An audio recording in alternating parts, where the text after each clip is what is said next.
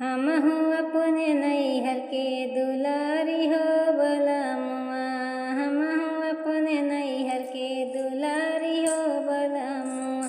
दुलारी हो बलमुआ, प्यारी हो बलमुआ।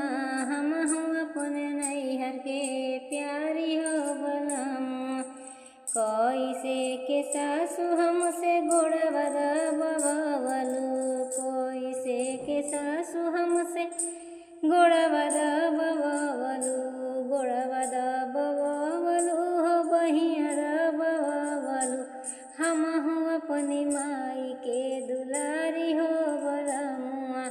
हमहू अपने चाची के दुलारी हो बलमुआ। हमहू अपने नैहर के दुलारी हो बलमुआ। हमहू अपने नैहर के हमहू अपने नैहर के दुलारी हो बलमुआ। हमहू अपने नैहर के दुलारी हो बलमुआ। दुलारी हो बलमुआ, प्यारी हो बलमुआ। हमहू अपने नैहर के प्यारी हो बलमुआ। कैसे के सासु हमसे गोड़वा दबवलू। कैसे के सासु हमसे गोड़वा दबवलू। गोड़वा दबवलू हो बहिया दबवलू।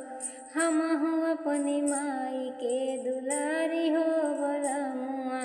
हमहू अपने चाची के दुलारी हो बलमुआ।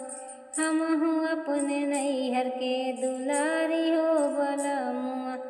हमहू अपने नैहर के हमहू अपने नैहर के दुलारी हो बलमुआ। हमहू अपने नैहर के दुलारी हो बलमुआ। दुलारी हो बलमुआ, प्यारी हो बलमुआ। हमहू अपने नैहर के प्यारी हो बलमुआ।